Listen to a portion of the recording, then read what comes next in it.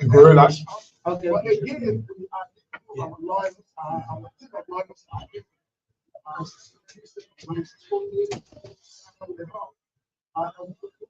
so legally, we are what, right? I don't think that it wasn't there on a lot of money. I just Are you optimistic that she's going to go home today? Well, our lawyers are then again, maybe she will go, she will go home. But again, they got their protocol. Okay. Already, they are in power, and so they do. I asked them as an abuse of power. But how you see it? Well, why you say so? Power. But like I said, we really can't. We're not going to do anything. We are not abandoned people. We our lawyers are taking this matter. We're not going to allow you to pursue a legally and politically. How are you taking politically? Will speak. I'm very sure of that. And then some of the police say some of the people from NDP, they said the NDP doesn't have a position now. That's what I said. But everyone never speak. Why do you see some of the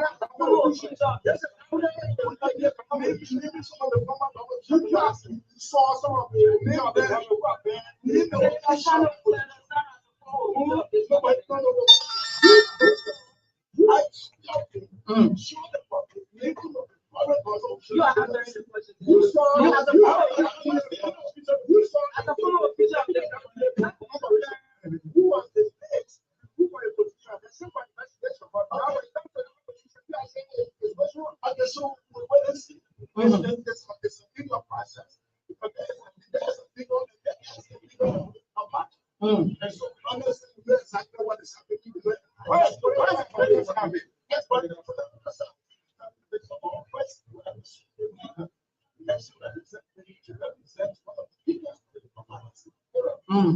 we speak and the party will take a position.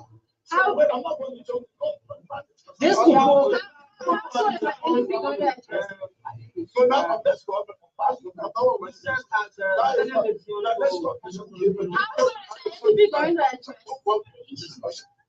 soon is the NDP going to address? But the NDP will make the decisions very, very okay. Okay, thank you. All right.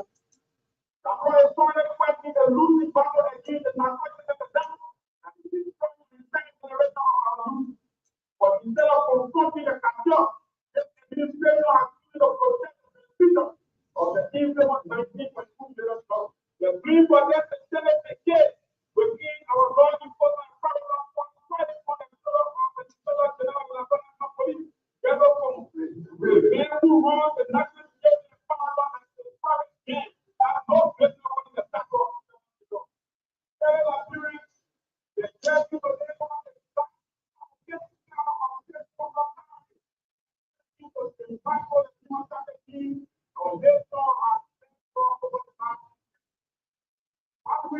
happening in our world, the is the terrifying emergence of the government police. The social dynasty of freedom people establish the right to life. Means that the market is law, but administration and talking and domestic violence, whether it's not the the primary people of God. And the God of the God is not country. You are looking at 1,000 different practices.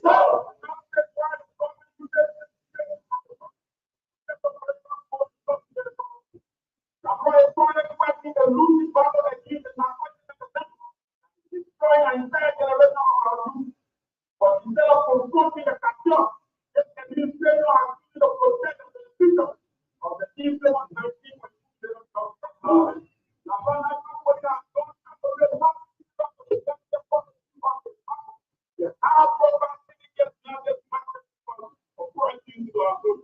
the brief for them to send us a case within our law enforcement program for 20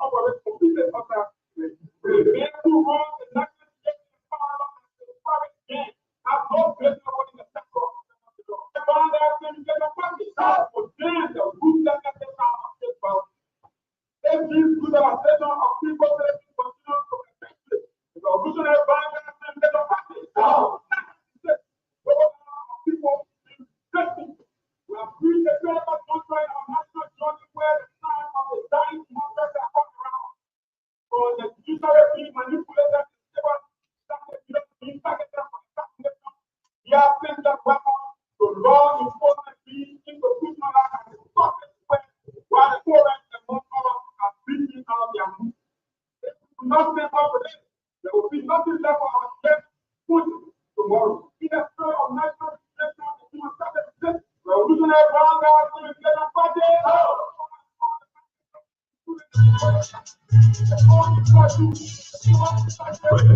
Latino future is being written by the leaders people.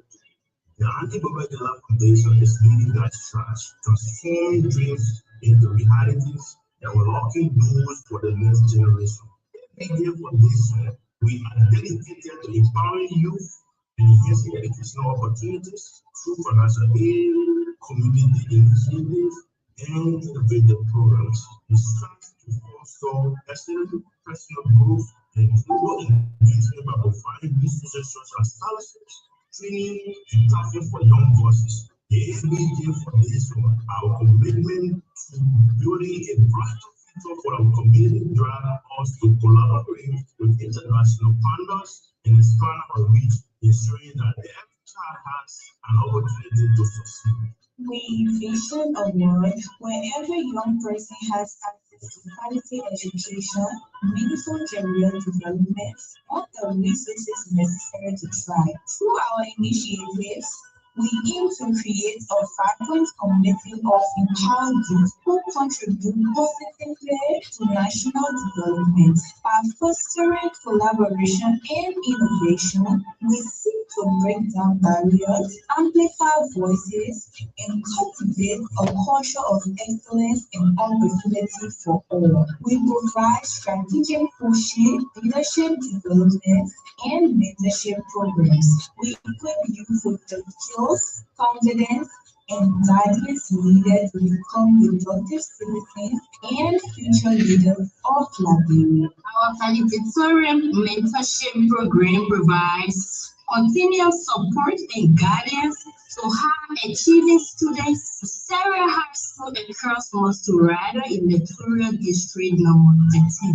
ABJ Foundation. We connect valedictorians to mentors who help them navigate academics, professional, and personal development challenges while preparing them for greater opportunities in higher education and leadership. We believe that investing in young people today is an investment in a stronger and prosperous Liberia tomorrow. We work with children between the ages of 5 to 13 in our 3-month kid literacy reading program. We enhance their reading, writing, and comprehension skills while building their confidence in communication and public speaking. We nurture excellence, promote educational achievement, and encourage civic responsibility. We help shape a generation of informed, ethical, and community-minded leaders. ABJ Foundation, we are dedicated to collaborating with all stakeholders to inspire employment, youth participation, and leadership, as these are pillars of democratic governance and sustainable development. ABJ Foundation is your path to professional success, where together we bring innovation to leadership. Focus Straight From is proudly sponsored by Geedahgar Foundation, empowering young minds, building future leaders, and transforming communities through mentorship, education, and opportunity. Geedahgar Foundation, transforming dreams into realities, unlocking doors for the next generation.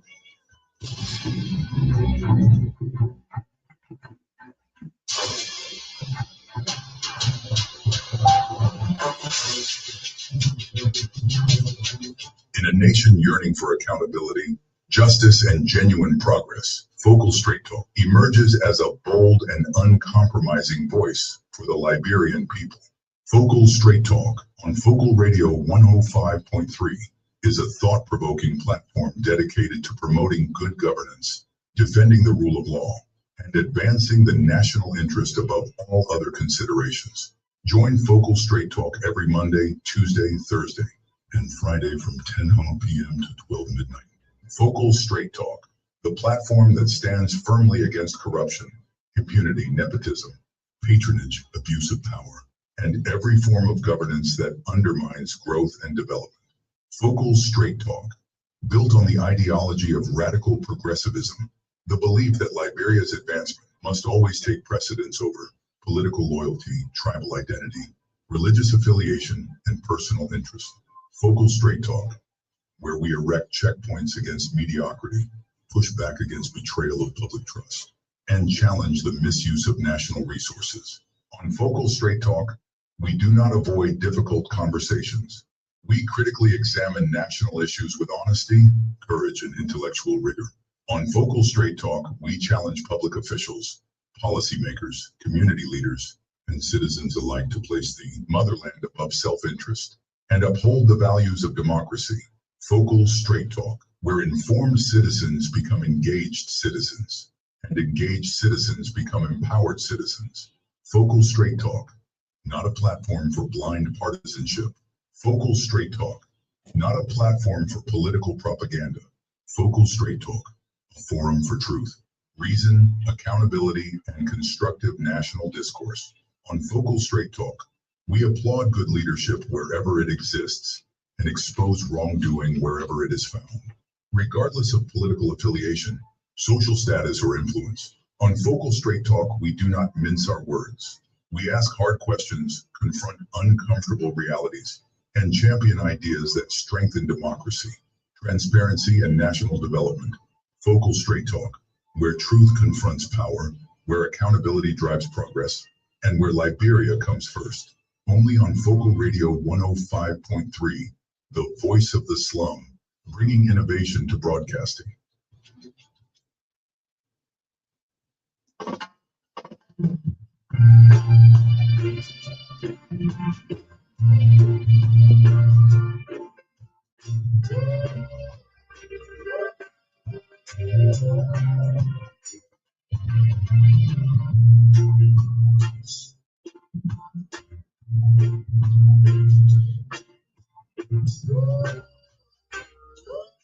What a great way. I'd like to welcome you to Focal Straight Talk on Focal Radio 105.3 FM. My name is Emmanuel Geedahgar Garsuah.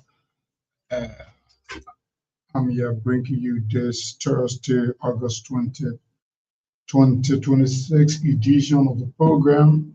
The program comes your way Monday, Tuesday, Thursdays, and Friday. But I guess last evening you were in a very comfortable and good hands of our boy who brought you the connection hour. So lots of things we got on our plate. It is Focal Straight Talk. It is a platform where we do not mince our words. We speak our mind. We speak with all nuances, and we believe we got to make ample use of the space we have, the opportunity we have to ensure that we have our own mark in the national discourse. Lots of things happening. The biggest news in town now is the arrest and subsequent charge levied against the former Vice President, Mother Joel Sinan Howard Taylor. Latest report just before I came on the radio is that she's seeking medical attention at the Gomex Clinic, medical facility that is in the Kokota, the Sophia community. That happens to be the community she lives in. Apparently, she's a patient of that clinic or whatever hospital it is, but that is where, and we're going to talk about that very lengthily. That is one of our main subjects. We're going to talk about the charges levied against her. Very serious charges, very, very serious charges. The charges levied against the former vice president place her in the category or in the position as a drug kingpin. You can liken the charges against the former vice president to what the American government levied against the Venezuela president Maduro's, where America have how to carry on a sting operation, extracted him from his country, and he's currently in the United States of America facing trial. So the similar charges levied against Madam Joel Howard Taylor is in similarity to what the Venezuela president is currently facing. Just to tell you the magnitude or the gravity of the crime. And then we're going to also talk about the situation involving Mr. Sekou Dougle, the current managing director of the National Port Authority. And I've been very slow to speak about it because whenever I speak on issue of that magnitude, I want to be very sure what I'm speaking. And as someone who is very keen as an investigator, that's my part of journalism I like. I like the investigative part of journalism. And you have to, go deeper. You go beyond the surface and, you go in depth and find it. So for the last 2 days, I've been doing some serious investigation. And we got a very strong opinion to talk about that. It has to do with Sekou Dougle. And it is because Sekou Dougle is a public official.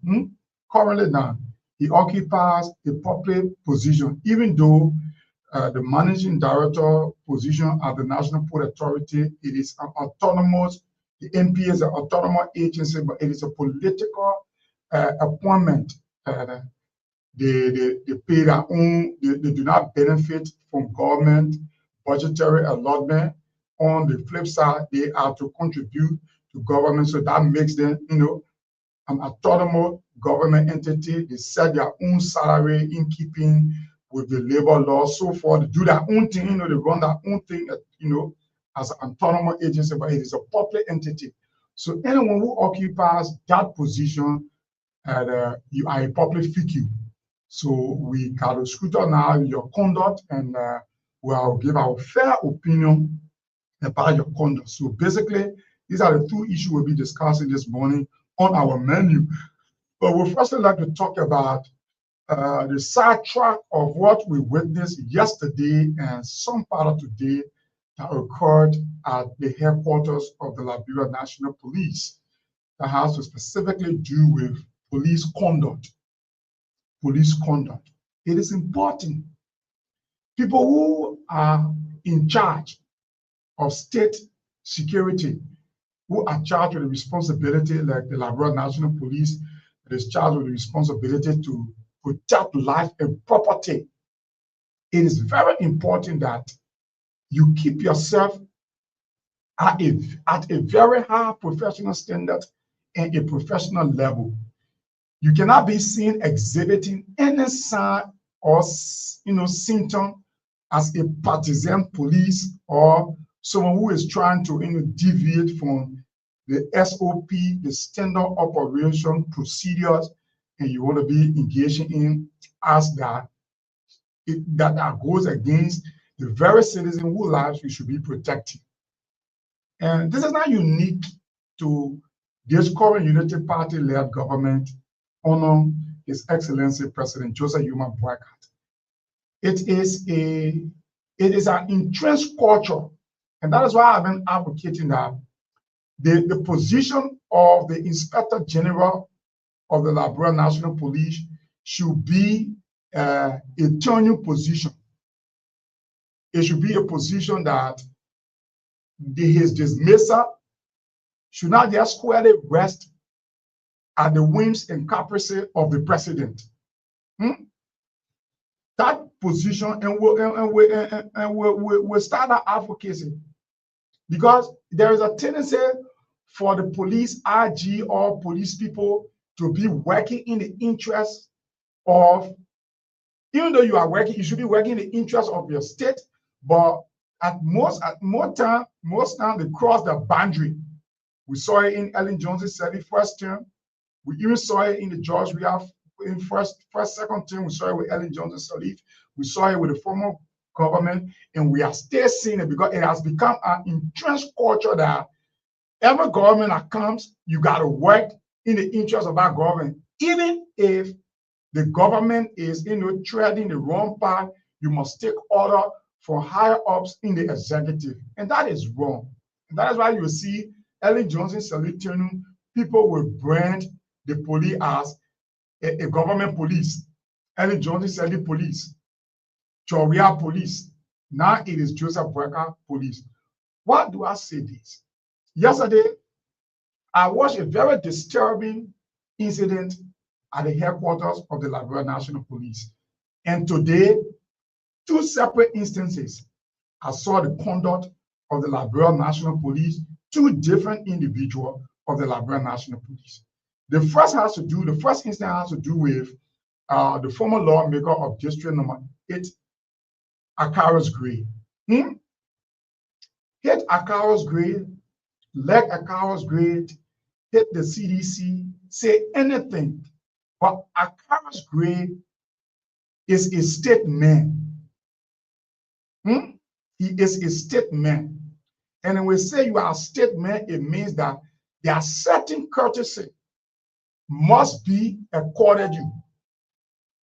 If Akaros Gray drops, God forbid, and give all the ghosts this night or tomorrow morning, regardless of he not being a current lawmaker, he will be given a state burial. His remains will be taken to the Capitol building. It will be in a rotunda. They will have memorial service around surrounding his remains, and he will be recognized. So I said that to say, even in death, the legs of Akaros Gray and every other former government official in terms of lawmakers, even in death, they will be accorded the respect as a state man. But the conduct of the police yesterday, and no, don't get me wrong, I'm not trying to insinuate that people should disrespect, or lawful orders from the police officer. Now, it is incumbent upon the police officer to be tolerant. Because why? The police officer got to be less emotional and be tolerant, because why? The greater responsibility to maintain peace and stability rests on the shoulder of the police and individual police officer. The greater responsibility to maintain the peace and ensure that the rule of law is protected rests squarely with the police. The police is the first line.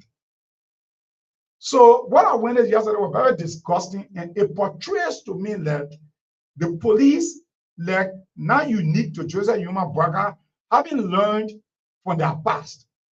And I would like to say, I thought when Gregory came back to the police for his second term around, initially, I saw he was starting on a good pace, disciplining police misconduct, periodically informing the Liberian people what about even penalizing some of his own police officers. We saw the instance where he arrested police officer, highway patrol police officer who were extorting, setting up additional checkpoints, extorting money from commercial drivers, and even in some instances, private vehicles. We saw instances where he disgraced a senior police officer who was plying the street without a valid lesson. Those are initial steps to hold his own officer accountable. But what I saw yesterday, the picture we saw yesterday with a police officer aggressively shoving a former lawmaker, a staunch member, a voice, a permanent figure in the opposition, it speaks differently. You could have asked the man, say, oh, Mr. Gray or Honorable Gray, you didn't want to call him Mr. Gray or Honorable Gray, say, Mr. Gray, I think we don't need any more gathering here. You got to fall behind that line and let the man disrespect the lawful order. And you got to be the last person to get angry, because there is a tendency for people to think police officer, law enforcement officer, some are going to challenge lawful order, lawful authority. But it is all because you are the trained one. You are the ones that train to encounter, instances of such. You must be tolerant. That's why it's commonly said that the police can accept insult, but not assault. That simply means any citizen can say, and because you're wearing the badge, you are a stipulator, and say anything to you, it will not cut your skin. It will not put mark on you. But a mentality to be tolerant and withstand whoever telling you, insulting you, or being provocative. Because immediately you react and you apply a force that is disproportionate to what that person is saying, then you have yourself to blame. So for me, I think the police conduct yesterday, I don't know that particular police officer, but the conduct yesterday was very unbecoming. We must say these things. You can't put yourself in a situation. You can't be a player and be a referee. Akaris Gray is a state man. The vice president is the immediate past. Managerial is the immediate past vice president for his party. So you expect he to be there to show solidarity, even if he is not allowed in the edifice or where she is sitting, she's been here in detention. But his presence around, speaking to press people, giving his view, that is a sign of solidarity. So even if he were there and the place got crowded and when the police were trying to disperse the crowd, you could be very polite to the lawmaker and tell him, oh, the honorable lawmaker, be calm, you gotta be professional. Don't put sentiment in you when you're doing police work. Be calm, oh, honorable lawmaker, I think it's about time now, you have vacate the premises, please. And maybe you can use 1-2 minutes. If you have no ulterior motive, no malice, because he was talking with media people, 1 or 2 minutes, and then he will walk. If he defies you and say, oh no, but the manner in which, and let me tell you, that is not that locally for us. We're talking about the global optics. Also, what the people, other people be watching our video, they're concentrating on trial Taylor being arrested. Other people also be watching it and be looking at the police conduct. Oh, how the police in a broken act, how the police can be here. So the manner in which you handle the lawmaker, for me, it was unbecoming, it was unprofessional, and then I thought to just point it out. Just ask the man simply, say, oh, lawmaker, leave. But the way you shove in the man with force, and that very same situation was repeated today against journalist Daniel Snagger or Spoon TV, Spoon FM. This man is the deputy manager for one of Liberia's biggest media outlet. He at times can be the moderator or co-moderator on one of Liberia's biggest talk show, the Spoon Talk. He's somebody who is all over doing his work independently. At times, the other time he was part of the delegate that went with the vice president to China when they were on the whole negotiation of about the yellow machine. He is a well-known figure. You know him. But the same action that was instituted against Gray yesterday, we saw it today. And we saw the man shoving the journalists from the main gate all the way carrying the man on the road. That he and the man had issue before. And even as the man was very calm, polite, he was still pushing the man, And these are the very journalists you're waiting for to inform the Liberian people, to speak to the Liberian people. We go into a lot of struggle, tension, threats, just to be able to inform the Liberian people, which is our responsibility as journalists. So people can be exercising a duty, and you say, no harm any journalist cause for being in the corridor or the courtyard of the Liberia National Police, trying to perform the reportorial duty. But when we saw that there was an inspector because he was wearing white. Chopping the man. They knew how to pick up that video and post it, and they even post a picture. But I want to know anything, but there's no need for name calling. We're just doing it generally. Because even these very ones are in a white uniform. They higher up in the police. When you see the conduct, that's exactly how the lower one, those ones are way down the line in Rayland, in the community, in various police stations, assigned at various depots and zones. That's the very same way they can behave unprofessionally. They can insert themselves in a matter that they should be impartial.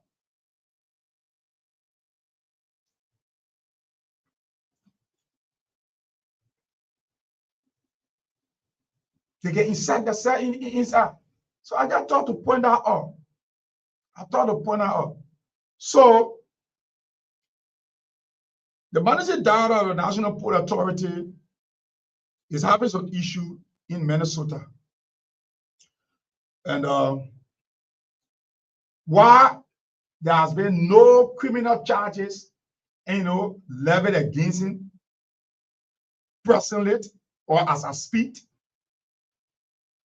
From what I've gathered, information I've gathered, there may be criminal charges filed against Sekou Douklé.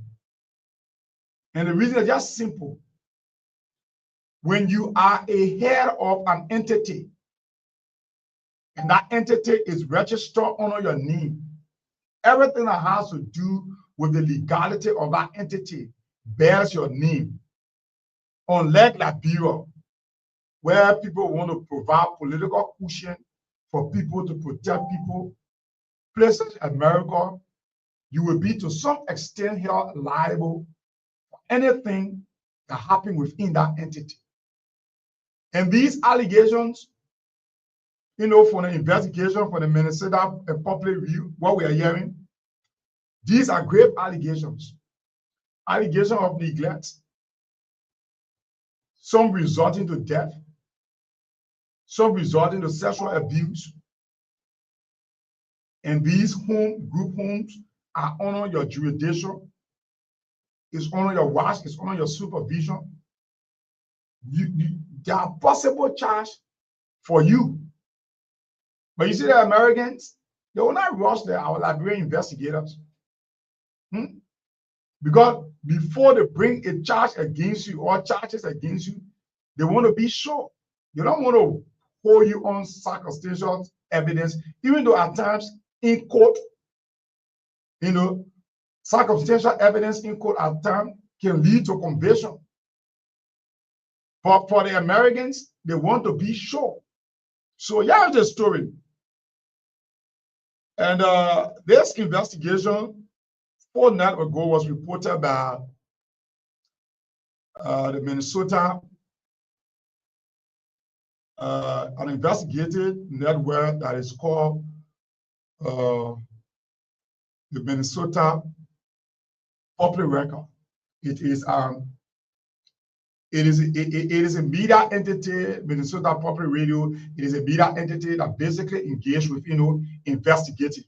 Even though they do normal reporting, or people having press conferences, you go there, issue there, you go there, but they are more engaged with what, investigating.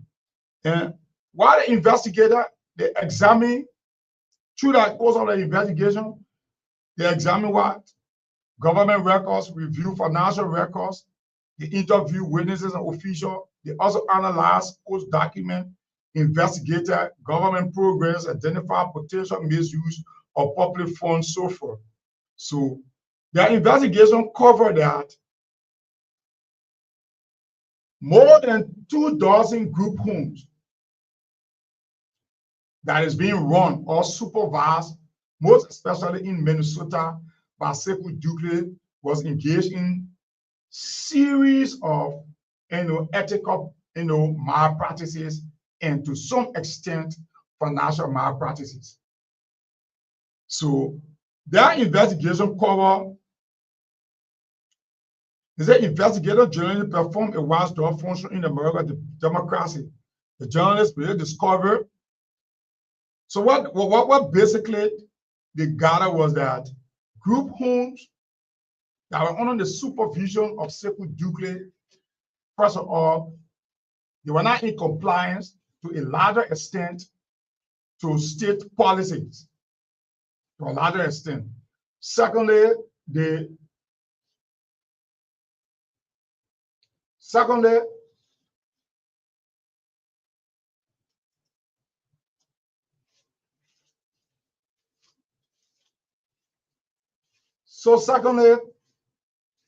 6 of the groups whom out of the 24 supervisors they had in 6 of the homes, their licenses were revoked.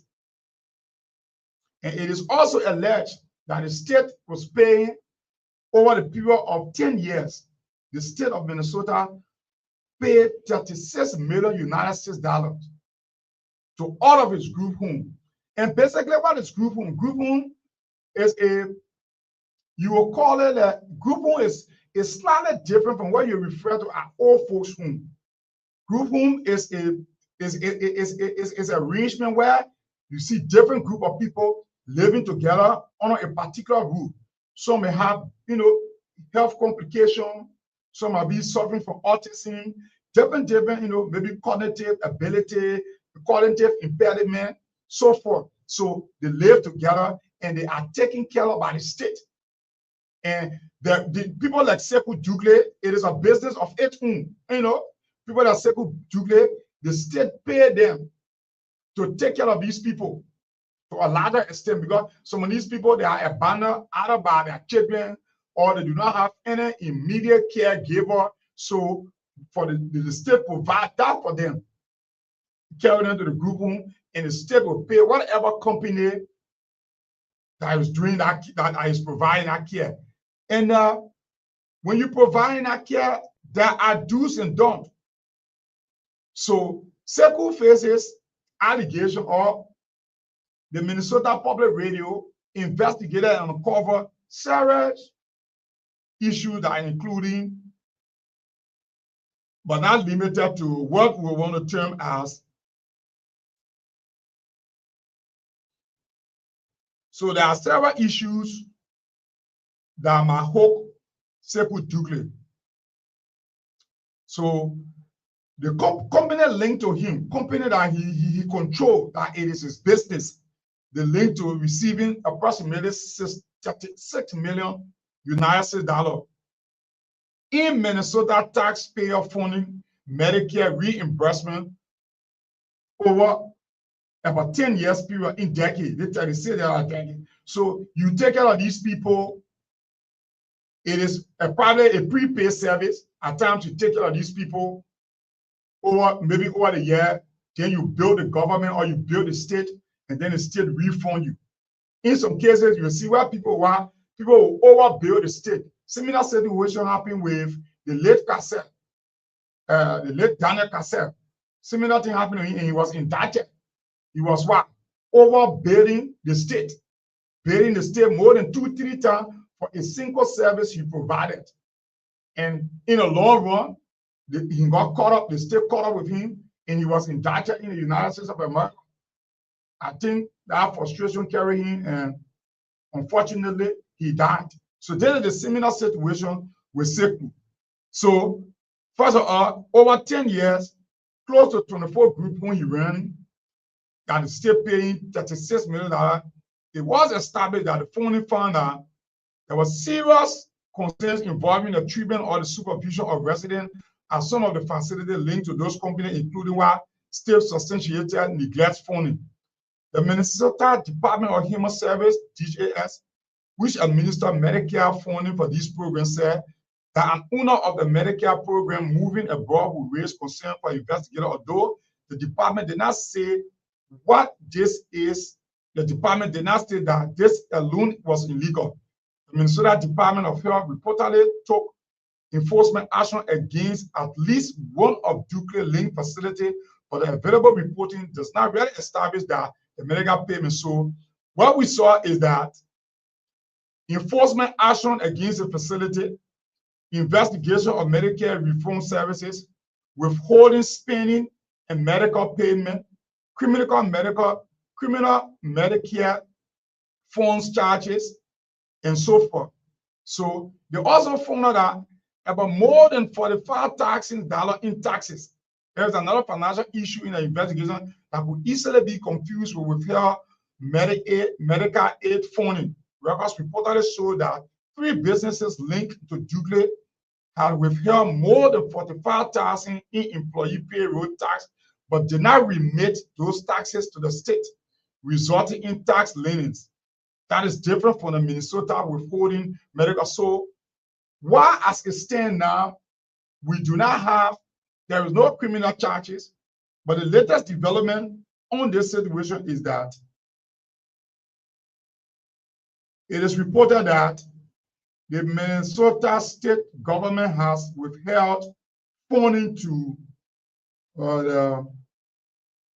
some of his facility or all of his facility is under his supervision. So this is being reported again by NPR News. This was just uploaded just this evening today.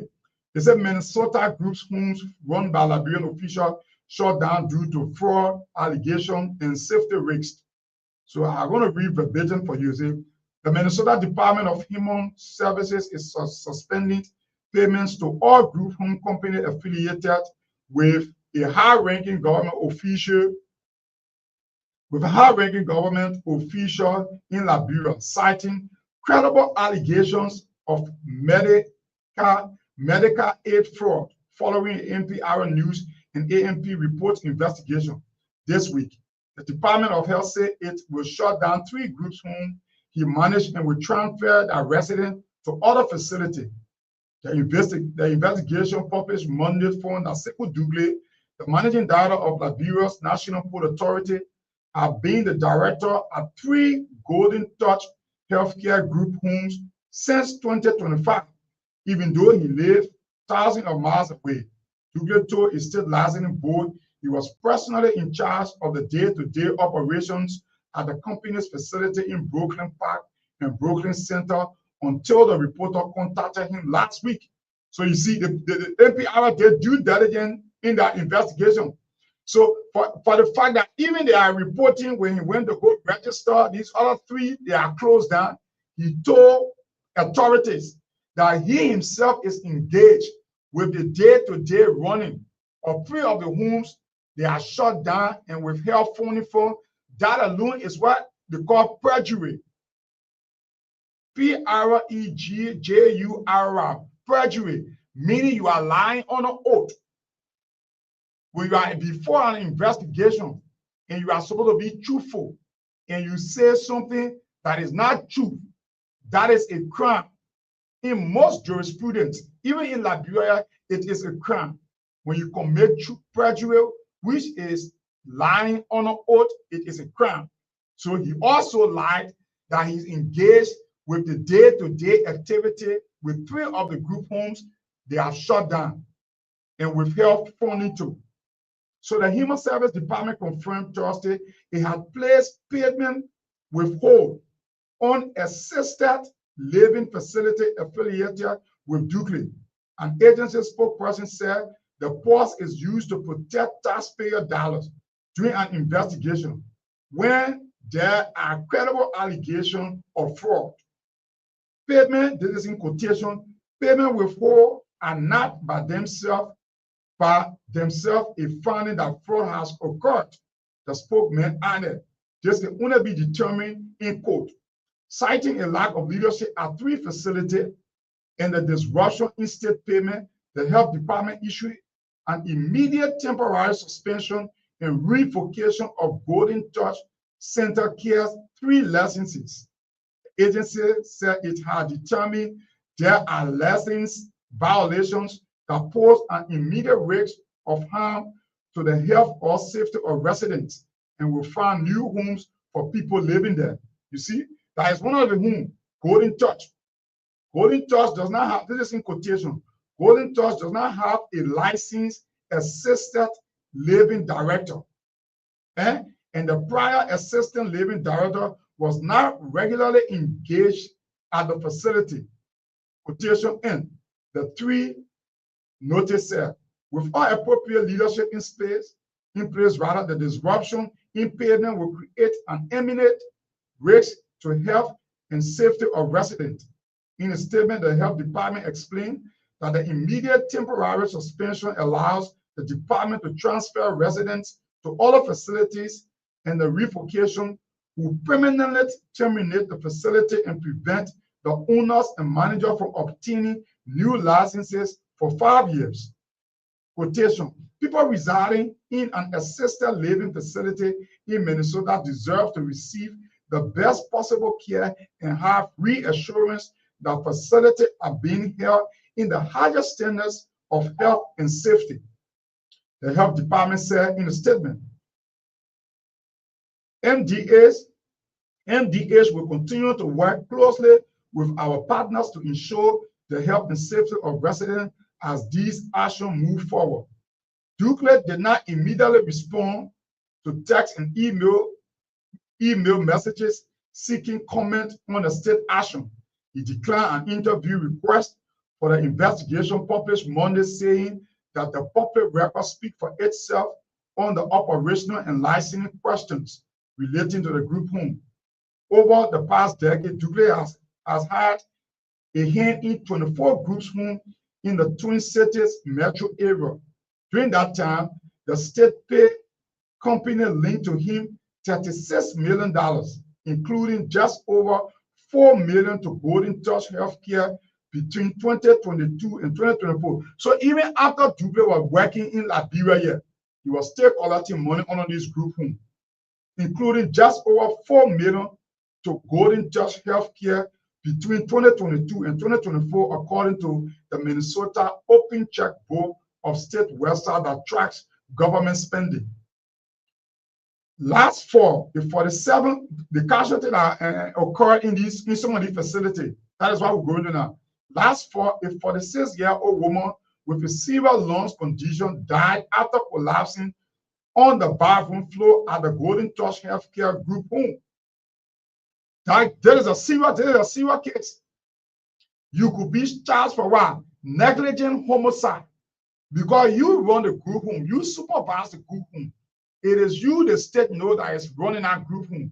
So for somebody you giving care to who have a lung complication condition to have died because of lack of care, because of lack of appropriate attention and care, you could be implicated. You could be charged for what? Negligent homicide. So that is what we're saying. States are reviewing. These are their investigative reports that came up from the journalists, from the media outlet NPR. And that is why it is because of this report that 3 days after today is Thursday, the people released a report in the documentary on Monday. Tuesday, Wednesday, you see Thursday action. 3 group homes linked to Dukley or owned or operated by Dukley has already been shut down. And then they are transferred the residents from our homes to other homes, and the licenses of the director of those homes has been revoked. So you see, so it tells you that the last fall, let me just go over the paragraph, a 46-year-old woman with a serious lungs condition died after collapsing on a bathroom floor at a Golden Touch Healthcare group home. The state determined the facility neglected, you know what I'm saying? The state determined the facility neglected her because its staff weren't trained in what? CPR. If finding a group home is a building, Dukley Link Group Home have been the subject of state maltreatment investigation on at least 22 occasions. Group home linked to him have been investigated for maltreatment on 22 occasions. 4 of those cases involved the death of a resident. Dukley co-founded Golden Touch Health Care in 2016. The company advertised care that is precious as gold and as warm as what? Personal touch. That was a core of his group home. Yeah, the Golden Touch Health Care. In 2016, he founded a company, and the motto is what? Precious. The motto is what? Precious as gold, as warm as personal touch. The care that he provides at that group home, according to him, is what? Is precious as gold and is as warm as personal touch. For NPR News and APM reports, review of local police reports, court records, and state maltreatment investigations reveal a darker picture of life inside the company's facility. In 2021, Dukley stayed in America. Court record shows a twice convicted sex offender living in a Golden Touch Healthcare facility brought a woman back to his room and allegedly raped her. The woman who lived in a nearby group home was vulnerable to sexual exploitation because of a traumatic brain injury. In the subsequent lawsuit, her mother claimed Golden Touch Healthcare, owned by and operated by Dukley, had acted negligently when staff left her unsupervised in a room with a sex offender. Dukley and co-founder settled with the woman out of court. So these are cases. 2021 happened. In 2023, the only staff member working at the Golden Touch Healthcare facility took off in the middle of their shift, leaving 5 vulnerable adults who require 24/7 care unattended, according to a maltreatment investigation. During the unsupervised hour and a half, police responded to a 911 call from a resident who said their housemate had punched a hole in a door, broke a bathroom mirror, and pulled an outlet out of the wall. In 2025, Dukley put himself in charge of the daily operation at the Golden Touch Group Home after an assisted living director he appointed pleaded guilty to medical fraud at a previous job. The fraud occurred at a company not connected to Dukley. So after one of the medical doctors he had taken care of that home, it was established that he pleaded guilty of fraud in another group home. Dukley now took upon himself, told the people, say you're now fire the man, or the man plead guilty that he's committed fraud in another group home, and he's not working here in charge of everything day to day. At that time, he already in Labrador working 2025, that last year. So Golden Touch Healthcare withheld nearly $15,000 in tax from its employees. There is a great crime. It is a great crime withholding taxes. Golden Touch Healthcare withheld nearly $15,000 in taxes from its employee paycheck, but did not pass that money on to the state. And a lenient file against one of Dukley Group Home property shows the state put tax liens on 2 other group home companies linked to Dukley as well. So people working for you, you got to pay taxes for them. So you as an employer, you will deduct tax. And it is your responsibility as an employer to pay that tax or to remit that taxes to government revenue. But in most cases, according to the investigation, Dukley were not doing that. He was deducting the taxes that came in that amounted to $15,000, and he did not remit it to the state. And we see it often here in Liberia. People, they say you're working, out of doing the right thing, you're working, they employ you. They say, oh yeah, you got to pay your income tax, got to pay your tax to government. They will cut whatever tax because that deduction varies based upon your salary. Somebody can be making 200, then you take maybe 10 or whatever dollar for them. Then somebody making 400, you take this thing. So your taxes will vary based upon your salary income. Even in Liberia, we're facing it. They will deduct those taxes from you. They will not remit it to government. They will not give you any social security card. They will keep it for themselves. In Liberia, they go free. Even in most cases in Liberia, it is widespread. So that's exactly what Dukley did in this case. $15,000 for employees, cutting taxes for employees. And there was no record to show that he remitted those taxes to the state. A businessman who opened a mineral water boarding plant in Liberia with Dukley, then they coming back to Liberia. Whether investigation, you got to link. When people investigating, they will link. All the men who were accusing of that thing, that's still a record. Let's check the background. Has he been involved in anything similarly before? So the investigator brought his Liberia record. The businessman who opened a mineral water company plant in Liberia with Dukley also provided receipt documenting nearly $300,000 in international wire transfer to America bank account. So the very same man, Korean man, why in Dukley or in a thing they were fighting, he said the man said, you owe me, you take my company for me. You're saying, oh, you're the man in business and high in your face when you PR on it to go do propaganda where he and the man started operating from America. Because here is the report saying they are identical Korean men who the in a mineral water factory wire $300,000 in international wire transfer to the American bank account of Golden Truth Healthcare and other companies linked to Dukley. So those of you who are saying, oh, that man not know duplicate, that man lying, he won't say duplicate, or one propaganda on the radio, and then one lie, man, that one ain't duplicate. Yeah, it's by American media outlet reporting on the very thing. Duplicate and the businessman, Young Den, are embroiled in the lawsuit over control of the bottling plant. The enforcement action against Golden Touch Healthcare was a rare step for the Department of Health.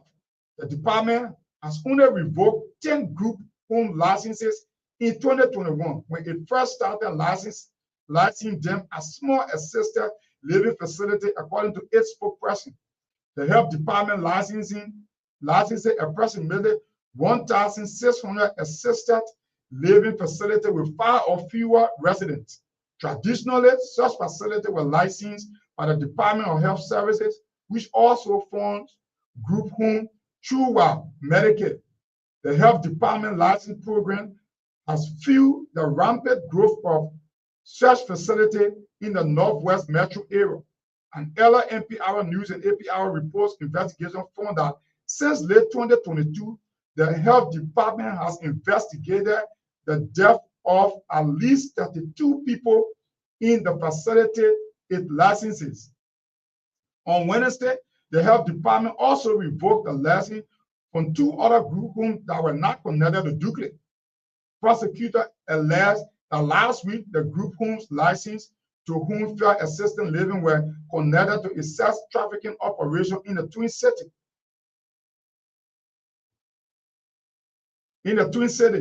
So government team was issued a statement towards it saying any amount of fraud is right unacceptable.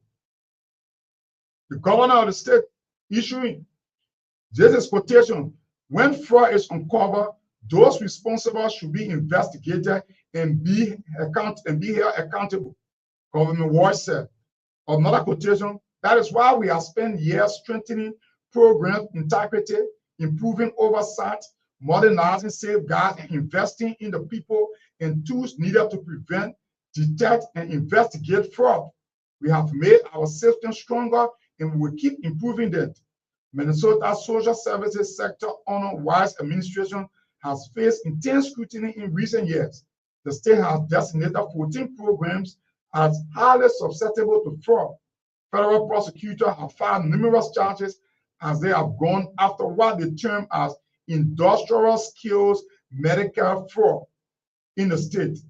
Fraud, both real and unsubstantiated, also led the Trump administration to withhold hundreds of millions of dollars in Medicare funds for Minnesota. So there you have it.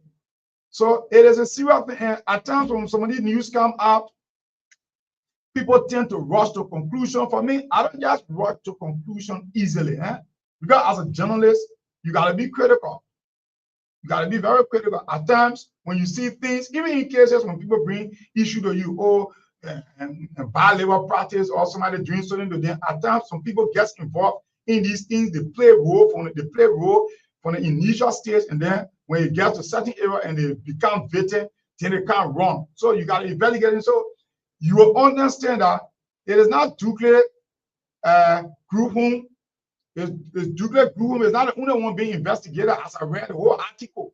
So these are very grave crimes. You operating a group home that the state is funding you. Apparently, maybe you prepay or the state fund you to take care of people and you neglect them and it result to death. And you are also not remitting taxes. You deduct from your employee salary to the state. These are grave allegations. These are no allegations. It has in Liberia, people can sweep that thing away. They just drive it away. They say, well, I did not anything, man. Let's forget about it. That don't come from all of that thing. You cannot say that. I can assure you, you cannot say that.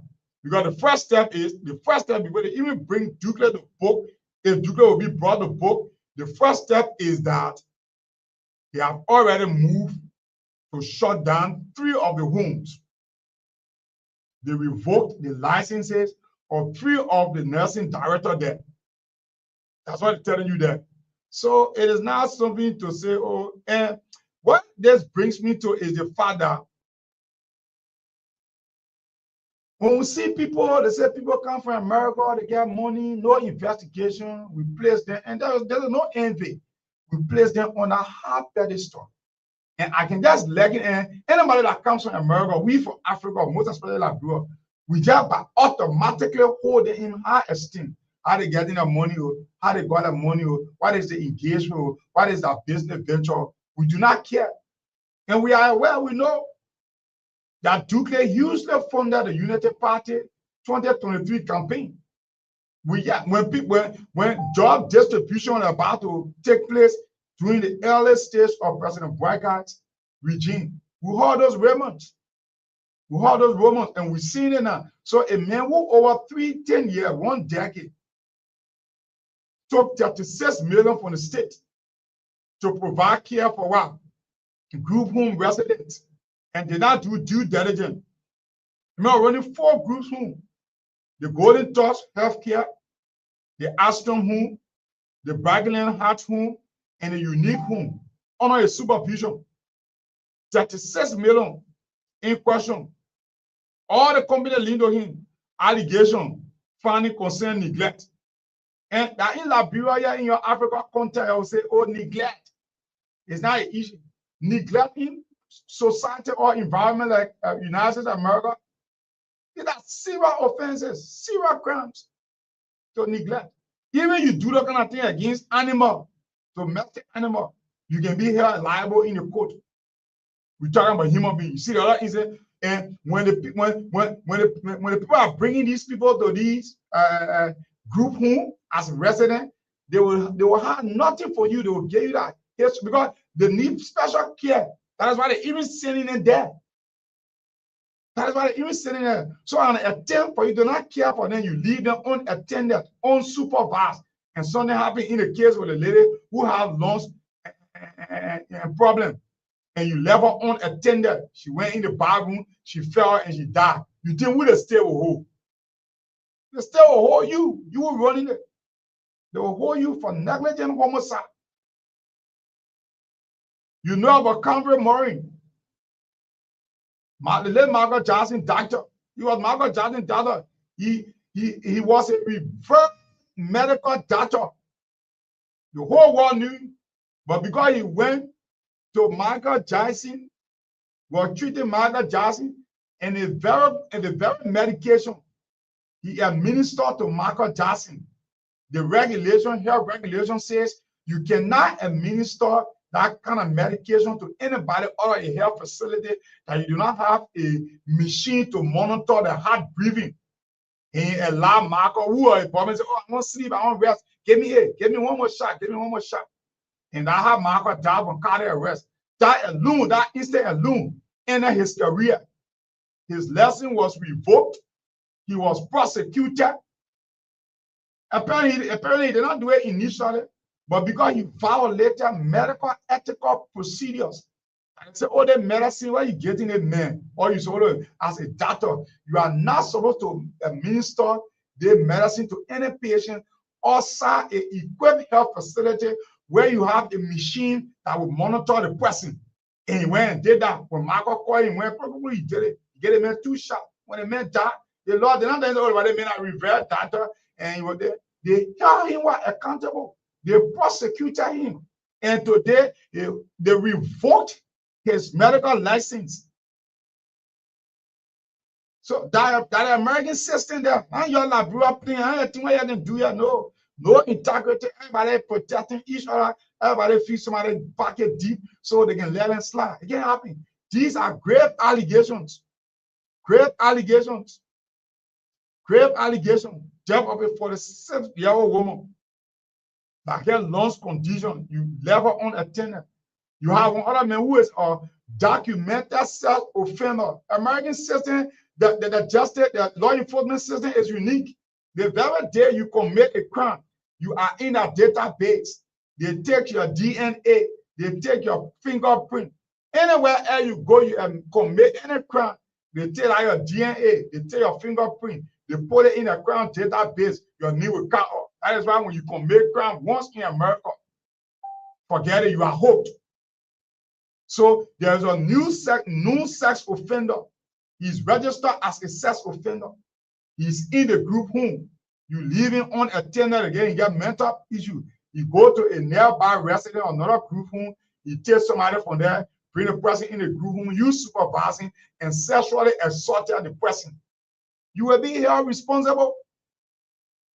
You will be held responsible. And the people even found out that even when the woman fell in the bathroom, people that were working there do not even have CPR knowledge to administer CPR. They do not have it. How can you be operating a group home, you know, that hosting people with special needs, special medical needs, and you get people that who don't have basic knowledge of how to administer CPR? And I see people in Liberia, they paying the defense force, they paying the political defense force, they paying the media defense force, and the thing, that's not an easy thing. It's not an easy thing. This is a grave situation. Great situation. It is a great, you got financial question hanging over him. Report summarized by Dukley Associates, the court identified more than 400,000 in deposit into a golden cash account during the first half of 2018, including expenditure that appears to be personal expenses. The magistrate reportedly estimated Dukley annual income as an approximated $180,000, substantially above income he had reported in proceedings. This is America. This is America. You're making money, you're working. The people's system is already set up. You know what's going to be your yearly, your annual income. And then they go see, you reported 180,000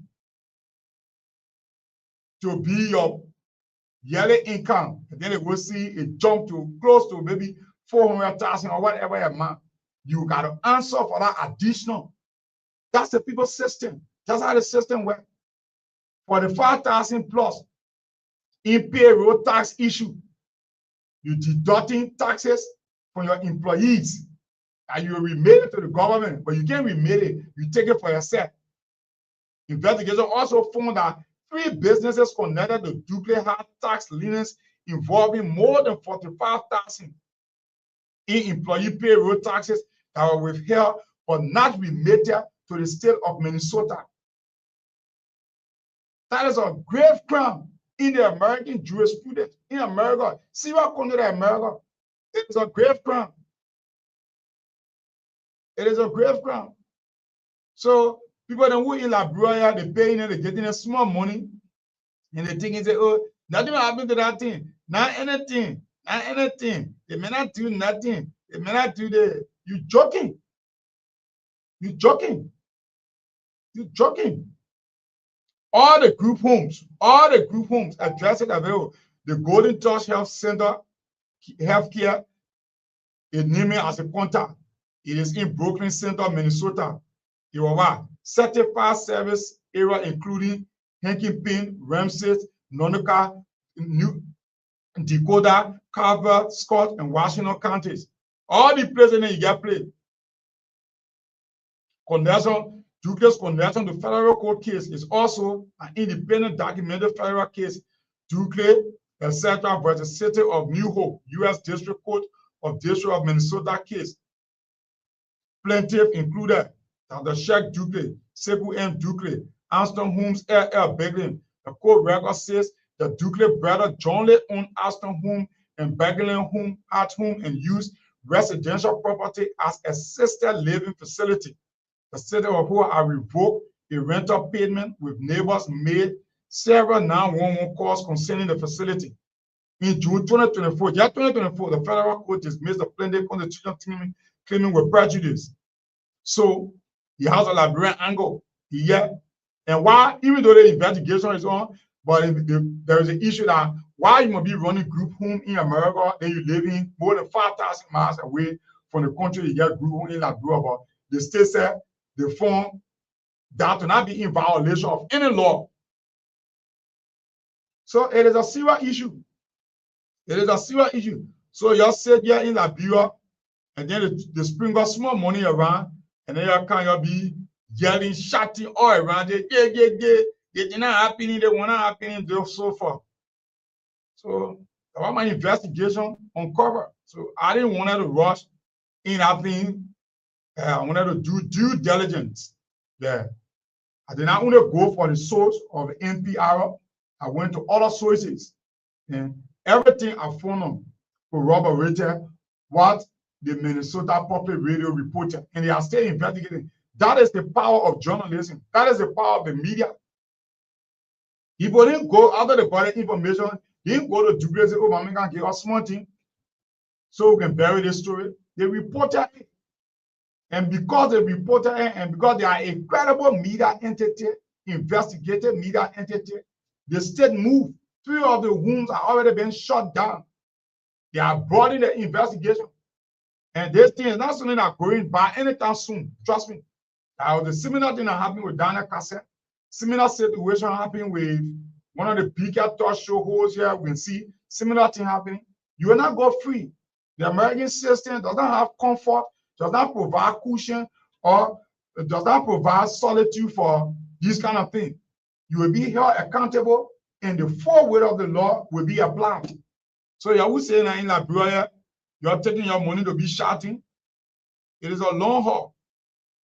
Yeah, so that's it.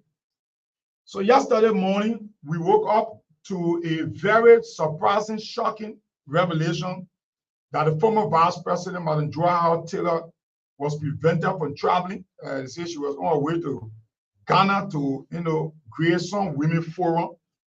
Every research I did, I can't find anything, the name of the forum or what the forum was. That's besides that, but she faces grave charges.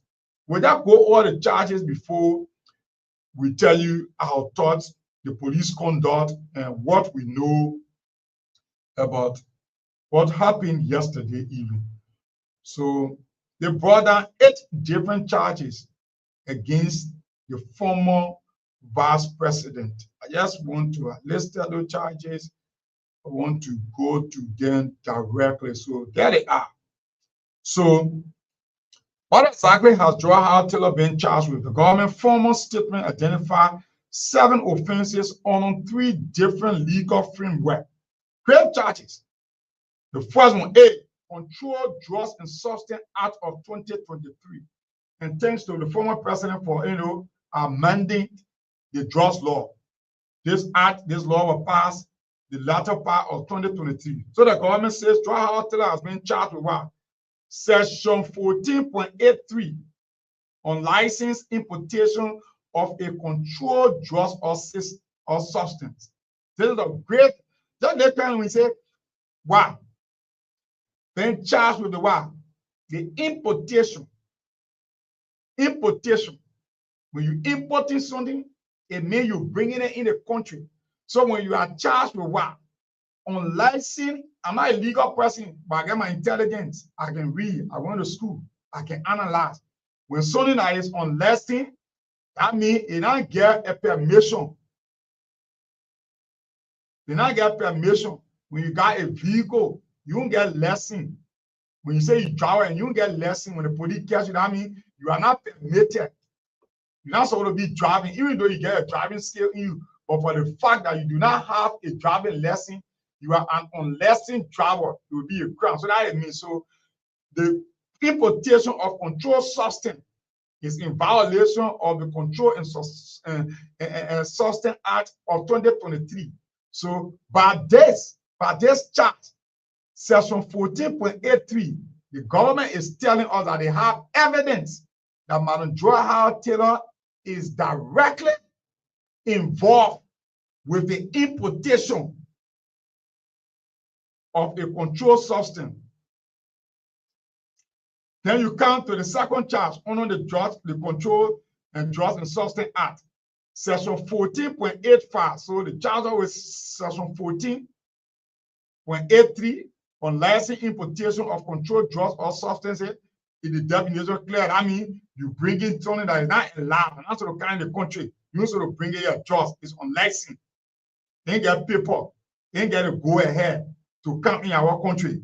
And then the charge her with what again?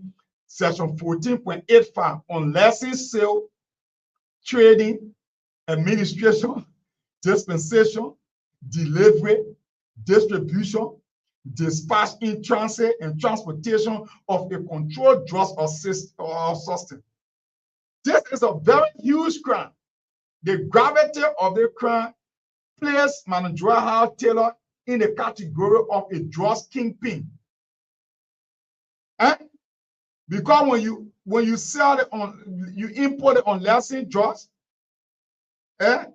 you not get imported, you can't, you trade it, you held in the administration, the dispensation, you delivering it, you distributing it, you dispatch in transit and transportation of the controlled drug or substance is great.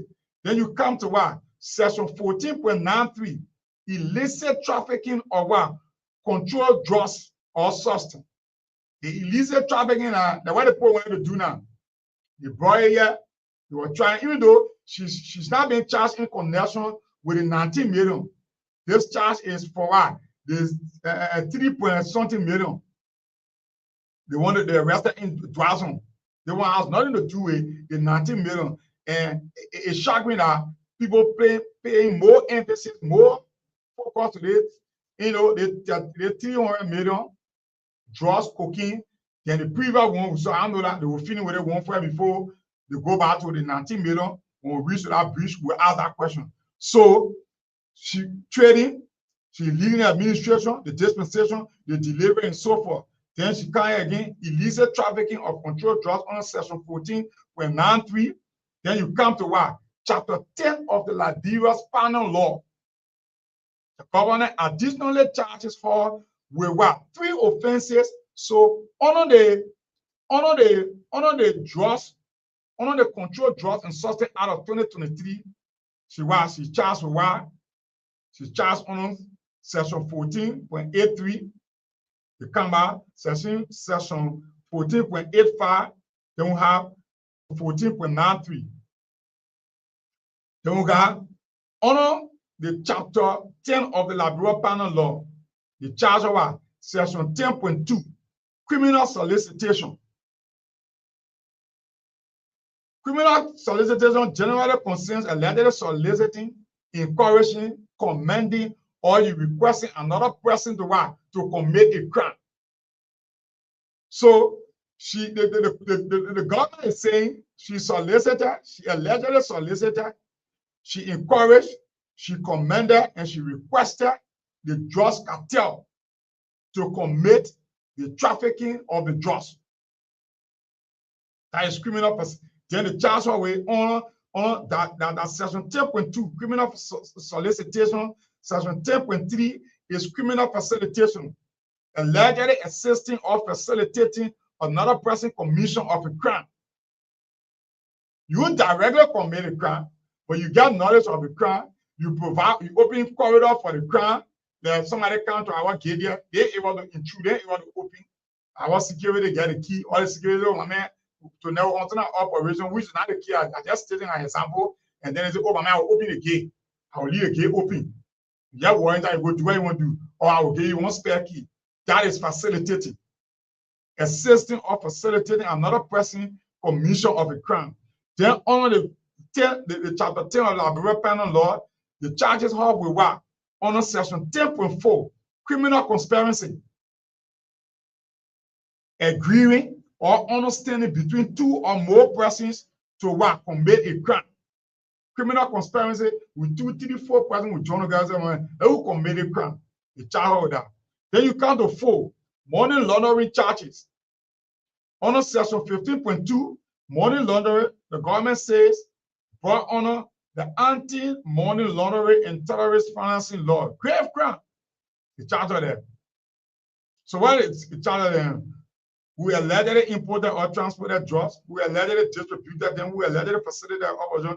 Also, whether money or assets connected to their less narcotic activities were processed rather, concealed, transferred, or otherwise dealt with in a manner constituting what? Money laundering. So the basic connection to all these charges is the fact that on July 21st, 2026, when the Joint Security Operation, they arrested the drugs, 3,971 kilograms of suspected cocaine with the monetary value of 317 million United States dollars. The government described the investigation as having uncovered organized, sophisticated, complex, and well-funded narcotic network. So she's accused of what? So here's what we want to point to before we go to the phone line. The government has not been able to come up, and which is good. The government is not going to produce the evidence in the public. The government has reviewed their evidence, and the government leveled 7 charges. We got 3 under the Labrador Penal Code law.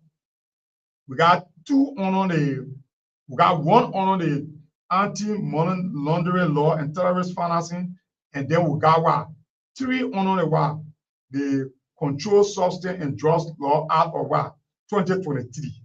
So these are charges, and that's why the Justice Minister himself was going to say these are charges.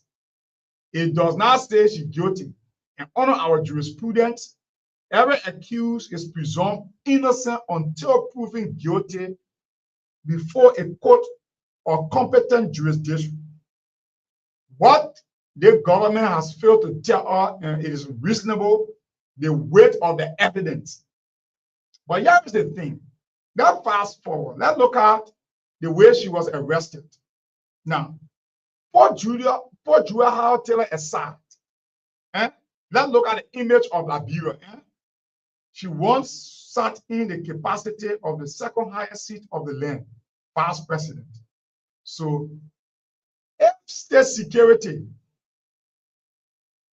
during our investigation have tangible proof that link her to all these charges, why didn't they go and seal an indictment against her? But they waited. She was going on the airport, they were checking everything. And then when they arrested her, and they create that, that public optics, that spectacle. Why was it necessary? Look, in most cases, in serious democracy, people who they don't play politics with their serious investigation, they don't do that investigation because of public sentiment or to present an object. And you know what I've done? It will because NSA is in a joint security. A NSA covert officer who is keeping surveillance or keeping tab on the movement of the vice president, the former vice president, who they are suspecting of involvement or playing key role in the whole drug scandal, they will be on back. That's been a quiet operation. So that a man NSA car posted, maybe to a hall, immediately you come, oh man, you are under investigation and so forth, so that went to the police station. But to have created that embarrassment, forget about her person, as I said, but the country in the office she previously occupied. If we had done nothing to you, if you wanted to involve a lawyer, you won't take her by surprise, or you will stay gathering evidence. And it appeared to me they were still gathering evidence. Because if you say you have all the evidence against the woman, you have what? Order her arrest and indicted her plain blank.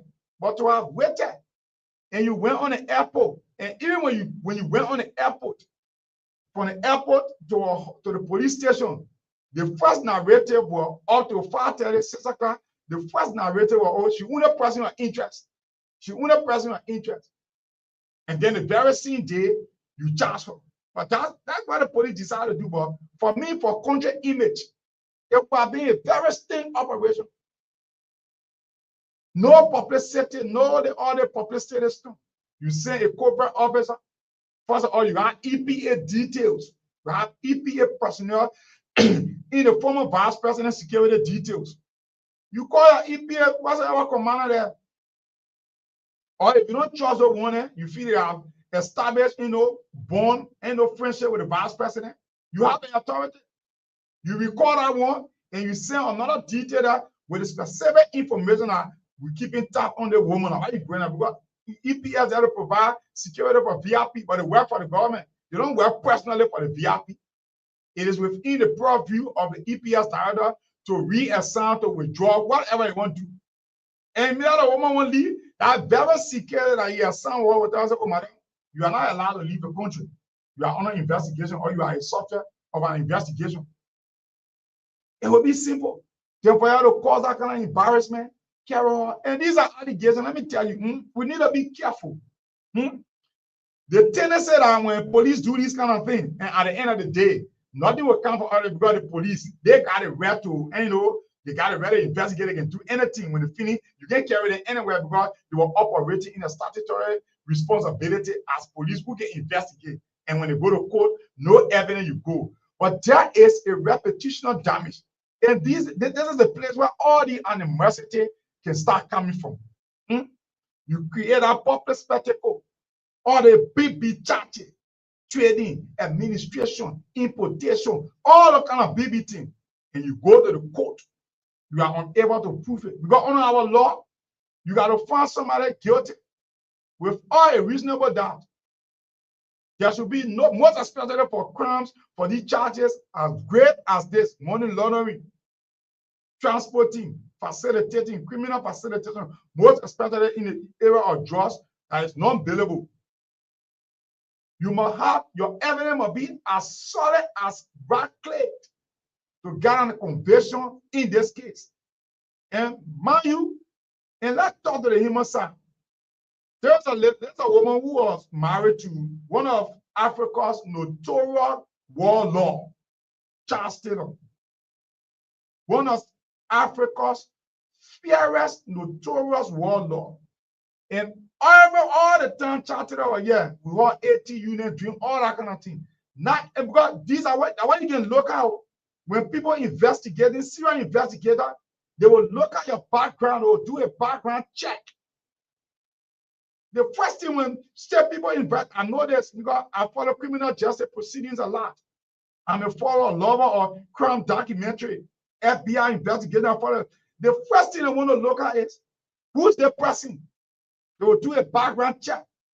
They are domestic violence they're investigating. They will know. They want to know whether the person have had issue of domestic violence. When they look in your background and say, "Oh, 1 or 2 months," then even though it's not a sign of guilt, but it makes them feel that we need to push harder because the man has, record. If you're talking about crime or burglary, whatever crime, they will do a background check.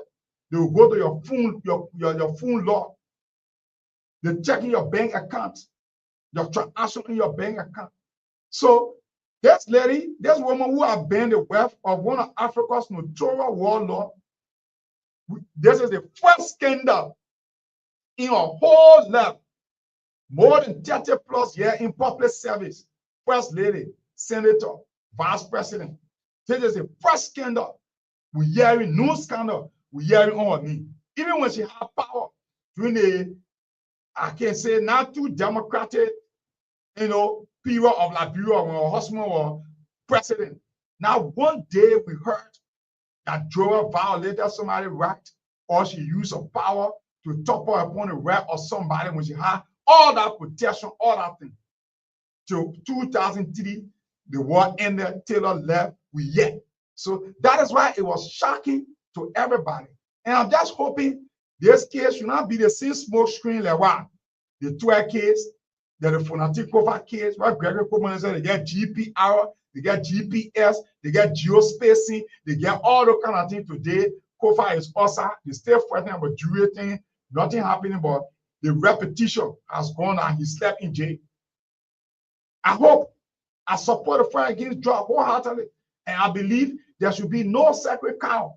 But if you want to politicize the whole drug spending, to say because you now say, oh, senior government official, and what we hearing, I don't want to talk because those are evidence. Oh, that was a phone call she made. Somebody introduced her to somebody. I said, oh, they want to be president and want to bring business to the country, and she went to Dubai with them. That one, that does not amount to crime. If that is the truth, the woman was sitting vice president.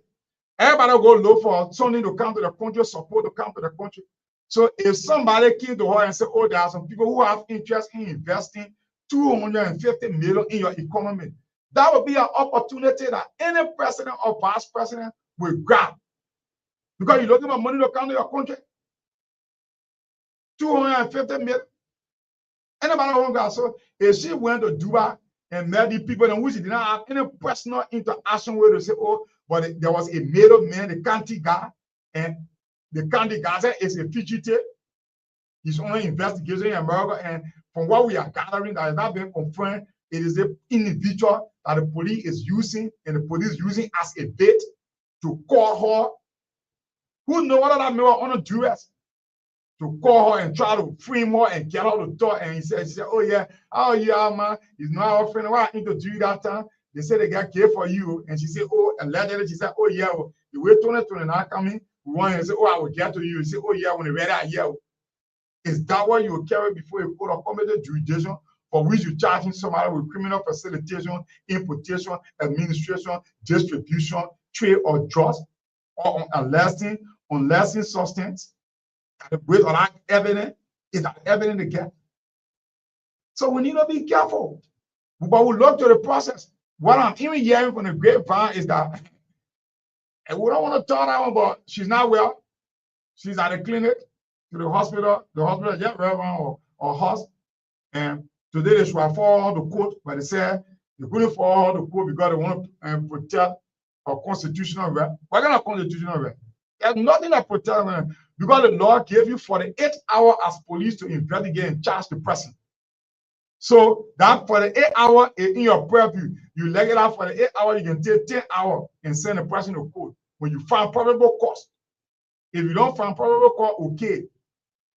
You leg it, you can keep that person 10 hours, 15 hours, 20 hours, you won't speed the trial. The only thing that you are not allowed to do, you are not allowed to exceed the statutory period of 48 hours. But no law say, oh, it's forced to be 48 hours or 44 hours must elapse before you forward the person to court. You have 48 hours. You cannot exceed 48 hours. But only 48 hours, you can send the person to court. So when they say, oh, we won't send them to court today because we want to protect our constitutional right. There is no constitutional violation when you send the person for speedy trial. That's not constitutional violation. The constitutional violation is when you keep them above the statutory hour of 48 hours, period of 48 hours rather, then you are violating the right. But we look up to the trial. For me, I'm not going to be too hasty to say, oh, the lying. But one thing I can say for sure is that the government is not transparent in this investigation. They are cherry picking in this investigation. The government is yet to tell us when they say, oh, the place for Zari Biago on stand down, suspending him from the police, dismissing an officer in charge of LDEA for ethical ground, where there is been established that he received pickup from the drug cartel, but the government is not forthcoming to tell us. Then we wonder, where's the transparency? You owe the Liberian people. You just say, oh yeah, they may explain the ethical issue for which you suspended Fazari Ziago. That is transparency. To say, oh, you are not directly involved in selling the drug or trading the drugs, but because the poor judgment, he did that. Because as far as we know, they may receive pickup from the cartel through one of the cartel henchmen. The car is available. We saw the car. So you allow him to go. But you cannot tell us. You say, oh, he ain't drugs, he did drugs, he ain't transport drugs, he ain't do anything with drugs, but he has some ethical issue. So to erase that suspicion, that cloud of doubt, the government needed to have provided the ethical issue they may committed. You said Johnny Bolladin took bribe $10,000 to provide cushion for those in custody. Till today, Johnny Bolladin is roaming free. Aren't you aware that accepting bribe under our law is a crime? The one who offering the bribe and the one who receiving it. Why is it that Johnny Bolladin is still gallivanting, he passing around like a free man, and he have the boldness, the infiltrate to be writing all on Facebook? Why? Why is it? So we look up. We are in a serious time. This time in our country history, we're in a serious time. And I said this when the whole drugs thing come, I said, we need to be careful as a nation and as a people to the level the drugs going. A level where it's alleged that people drugs cartel using our sea. They will bring the drugs. They use speedboat. They put the drugs on the boat. They carry somewhere. Then police escort come and take it and carry it to their safe house. That level, that kind of level, the amount of drugs, $300 million United States dollars worth of drugs. It is drugs can destabilize country. You see what we're seeing now? The former vice president is already in a mess. So even if it is true, if all these charges are true, if the drugs cartel could infiltrate, not made them just say, oh, that's true, it happened. Not just say, oh, yeah, that's true. If the drug cartel made a way all up, the way up to the second highest office in the land, then you should know how powerful these people are. Because where we read, the people came in drugs we have time, they sell all the mechanism, all the everything, they put a thing in play, all that kind of thing, they left. They bought. 2024, 2025, they came back, they started in. So who are those people who set up these people, who have negotiated with, who gave the people assurance that you can operate so far? The investigation has a long way to go. So we look up to them. For us, we're not going to be rushing to any conclusion or any findings. Yes. So it is your turn now to make your input. 0770131318. 086-272620. Focus Straight Talk on Focal Radio 105.3 FM. My name is Emmanuel Geedahgar Garsuah Senior. I'm here bringing you this Thursday, August 2026 edition of the program. So yeah, two major things we talk about. We talk about the scandal involving the managing director of the National Port Authority, Sekou Doucle, and that of the situation with Madam Joy Taylor. So we need to be careful how we handle these things. These things have very serious implications on the reputation of our country. Yes, serious implication on the reputation of our country. So those of you who are saying, oh, Sekou, nothing will happen to Sekou, yeah, I think it is a serious allegation. These are serious allegations. Taking taxes, deducting taxes from employees, and you're not remitting it to the state. The state giving you money to take care of, people in group homes, people that have some form of physical impairment, deficiency, autism, so forth, have issue with the cognitive ability to take care of them, propane, and then you leave them unattended, you leave them unsupervised, and death occur, all in those kind of things. The allegation, you paying, taking people tax money, so far, you paying to the state. 3 of the homes are already been shut down, and people think it is a simple matter. It's not a simple matter. It is a grave matter. It is a grave matter. And it just brings me to the fact that when people that come from America, when it comes to Liberia, we hail them. We know how to get well. We know, nobody says you barely hate them or something about. We put them on that kind of high pedestal. It's similar with the materials, even the materials that can come from America. They use material that can come. We rate them high. Then I put on using America. So where about the human being that come from? Materials that come from there. And most times people can say, oh, it is from the dump site. They go take it from the dump site. They only pay shipment costs and send it to Liberia. We get a site there. People say, oh, this and that one. So where about the human being? So we need to be careful. We need to be very careful how we go about these things. So we're following the trial. We'll follow the trial closely. We hope the government has the evidence to prosecute, because it is not just about creating that public spectacle. And oh yeah, we arrested her, because what you want to do is that you want a conviction. You want a conviction. Because we saw similar thing. We saw similar thing with Fonati Kofa. Yeah, we worked.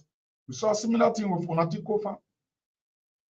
We saw similar thing with even all the people then that were in the awesome trial, Abu Kamara and Cheka JB, and everybody walking around.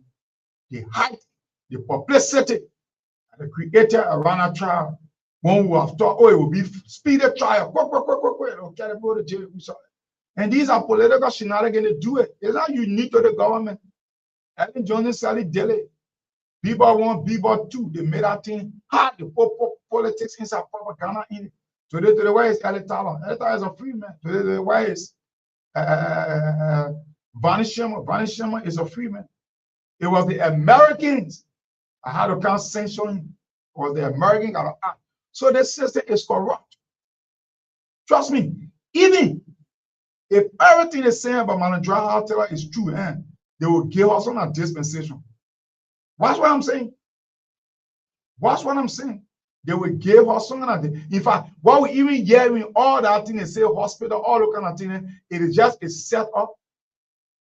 It is a charade, so that tomorrow they can say on compassionate leave, she will be to a horse, she will on horse arrest. So until they go through the case, you gotta want to give her special treatment. They do it, they don't protect themselves. We saw it right here during the Brandon Samaga trial.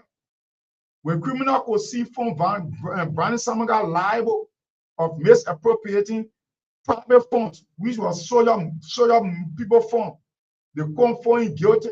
When you are trying to hitch on the fact that, oh, the former president gave me the authority, the commander-in-chief, and you get someone, all that kind of thing, the court turns it, yeah, it means you are taking unlawful order because the money you deducted from the army, it was no longer a public money. The money was their personal, our salary, their just compensation or wages. And you took it, you say you deducting because you want creation of welfare scheme. When anything happen, government not got money to take care of it, and the people agree with you. And they give you that money, you carry, started using the money. And everything you say you use the money for, it was also already captured in the budget. So how can you say you use money to buy a uniform, you use money for a peacekeeping mission in Mali, so forth. And what? The lower court found him guilty. But guess what? When you saw an appeal to the higher court, because they want to protect each other, they cut in a slack. He is co-defendant. They upheld the lower court ruling, but they suspended the person's sentence and say, oh, they gave him time to restitute the money. Because why? He's the bourgeois. He among them to that level. They won't say he's so beach. He can't go so beach. He's too prestigious to go so beach, even though he committed a crime. And why? And they gave him time to restitute the money. And my argument at time instead is that restitution is not a penalty for a crime you commit. Restitution is simply saying you took the thing from a person, enough for you in the first place, you took it the wrong way, please give it back. But under our law, theft of property is a crime. And that is why Brandon Samaga committed theft of property. That's why he committed. So he should bear the consequence for what committing theft of property, violating the Liberian law, and then he should have restituted. But it made it to appear that restitution was calling off for the penalty. And they paid the poor money and go. So you saw, so there is a likelihood.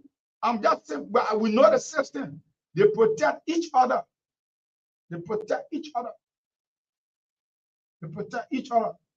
So South Beach might be too not well for her and so forth. They might not want to care. Say, oh yeah. And now as I'm speaking to you, that woman is a serious woman internationally. She's a very, very serious woman. Who knows? Maybe now the government under some kind of pressure now from people outside, all those kinds of things, and they themselves know all these charges. Maybe they are there trump up charges. They are just manufacturer charges. Because you can call it Nina. Are you calling, say, criminal conspiracy and solicit and dealing drugs, so forth? It does not necessarily mean that it is a fact. It does not mean it is a fact. These are allegations. These are allegations. There's a likelihood she goes before the court and she gets exonerated because the witness, because the court is not going to go convict on perception. The court is not going to go convict because, oh, yeah, we see what one for the drug. And so when the evidence against somebody is not strong and you want to bring a telephone conversation between somebody, more especially, first of all, prosecution, I'm not a lawyer, but the first thing prosecution I want to do on cross-examination is that they want to test the credibility and the credibility of the witness that will bring on the stand. That man who the Bushari County man who has been engaged in fraud all over, Even in the most sophisticated system, the US system, he went there, he had the bravery to commit crime. Is this the man you want to believe? You are too comparative analysis. You want to believe the man against the woman who had close to more than 3 decades in public service, wife of a former president, first lady, senator, vice president.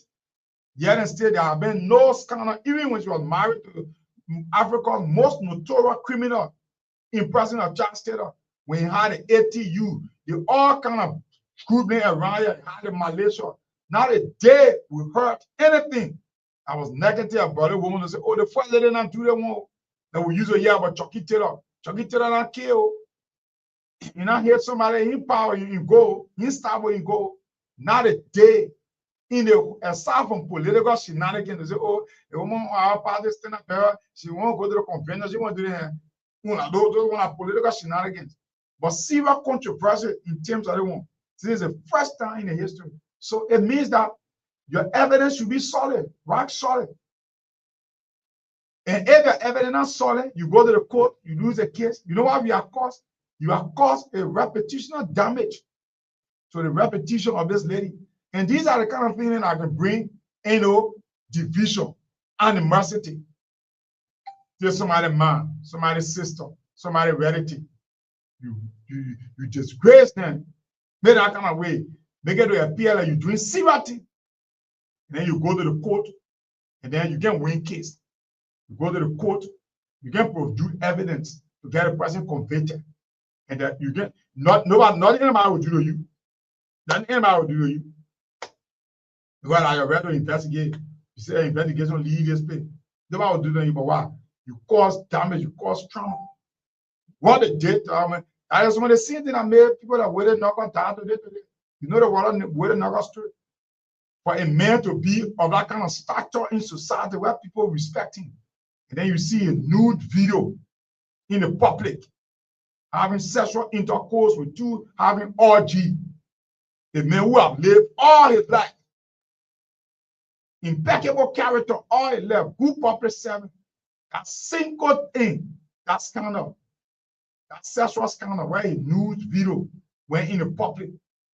I think that thing play on where the knockers today. It was that single thing I play on and led into a grave. Similar thing in the embarrassment, the shame. And who will be explaining to? Because what? The object is already in the public. We are in a digital stage now. What happened yesterday and what is happening currently? 10, 20, 50 years from now. Children will not even born today in this moment. When they get born, they'll be mature. Public record will be there to show that Joy Howard Taylor on the 19th of August, Wednesday, she was arrested, prevented from leaving the country on allegation of drugs. She was charged. She slept at the headquarters of the Royal National Police State headquarters. She got sick. She came down, her pressure went high. They said she's asthmatic. And then what? They carried her to the hospital. That record will stay. That record will live. That record will be here.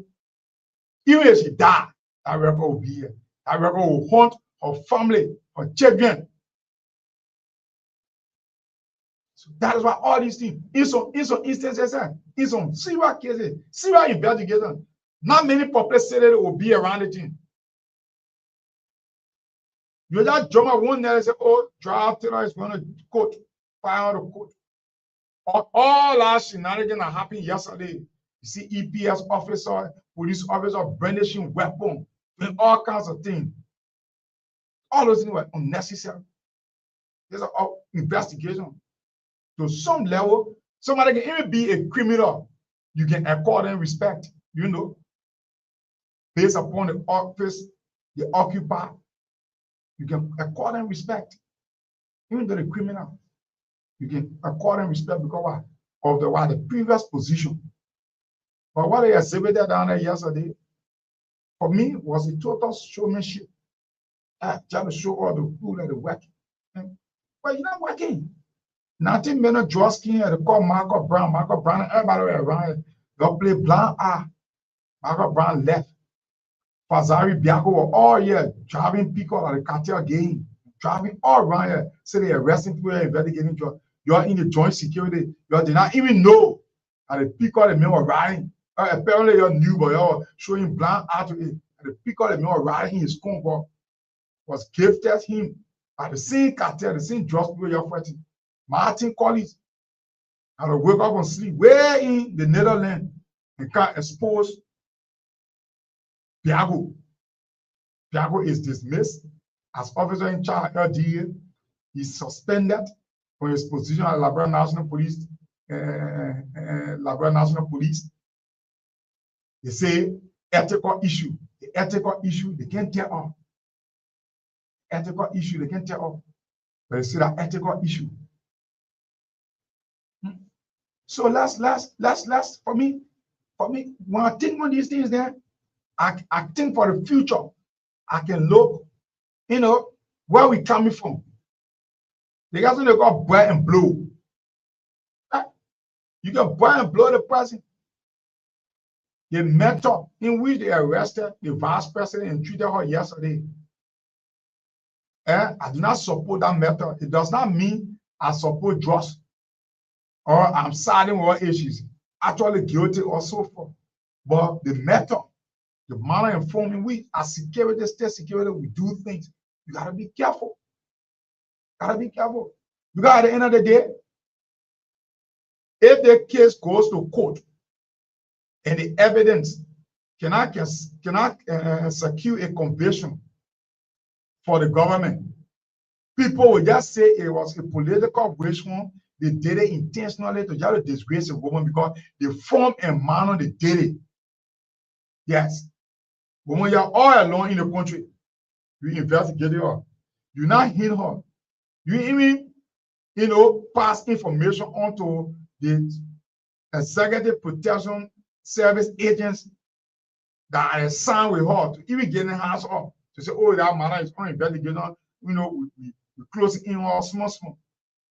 The woman drove in broad light, broad day, go to the airport, about to board the flight, and then you come, you create an order environment, brandishing weapons. The former first lady, former senator, former vice president, they are abusing. Oh, I gotta go to the place with my lawyer. I can't go there alone. Me go back home. Me put my luggages down. Getting that woman that privilege. Because first of all, you are saying the woman is a person of interest. You did not carry any court order on the airport. There was no legal instrument preventing her, like what we call neo asset Republican, to say, oh, don't leave the country. And then she's trying to leave the country, and they say, oh, yeah, but the woman has a legal document restraining her from leaving the country, and she attempted to leave the country, so she has an ulterior motive, nothing of such. You just wake up, you go in the airport, you cause personal injury, where the day will end, you levy charge against her. And what we are gathering, the only thing I get time to the woman is that one phone call. What is the nature of the phone call? We gotta go test that one in the code of law. Is phone conversation admissible in the code of law? How was the conversation? How was the phone conversation? Was it tapped? In serious democracy, in serious country, if you do not have a permission from a judge to wiretap somebody, you can't do it. That is invasion of privacy.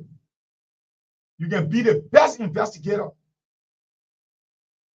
The best investigator to ask for somebody's phone record. A court must give you the authority as investigator. You're not all powerful. You got rules and regulations when you're investigating. You got to play by. You yourself not above the law.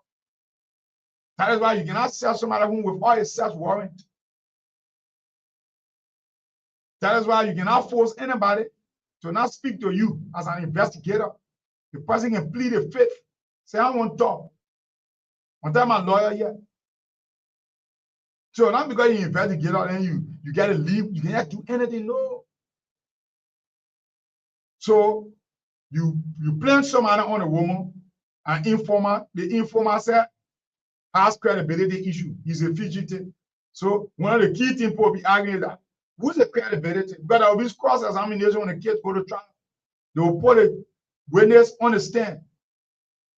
Every lawyer, every defense lawyer will want to go for the credibility of the witness on the stand. So the first thing they will lead the case, they will not go in the case, the cross-examination. They will put the witness on the microscope. Who are you? And when it begins to emerge, that the man himself has a criminal record predating to when the drug business happened, predating to when he even knew or met the vice president, then the credibility of that witness becomes a question. It becomes a key factor to determine the case. Who is the person that is making the allegation? And who is the person that is making the allegation against? Let's look at the public record. Let's check the background. Who have more scandals? Who rap sheet is more longer than the other person? Those are things that will be in the trial. The witnesses you will bring forward, the people that will be testifying against her. The weight of your evidence. It gotta be strong. Your weight of evidence can't want to be relying on telephone conversation that by a larger extent does not implicate any wrongdoing. That's why I'm saying distribution, administration, all those big charges, the grave charges. When to meet somebody who is posing as an investor or somebody who is posing as a mediator between her office and people posing to be an investor, and they go to Dubai and they go sit down and go talk. That alone is not evidence of guilt. It's not evidence of guilt. So we look forward. But the only thing, the difference I know about the case, unlike the Fonatikova case, the government is not bragging about evidence. I listen to Councillor Natu 12, very brilliant lawyer. I listen to him. I did not see that confidence in him, in his morphology. Every time he spoke, but these are their allegations. So go to the court.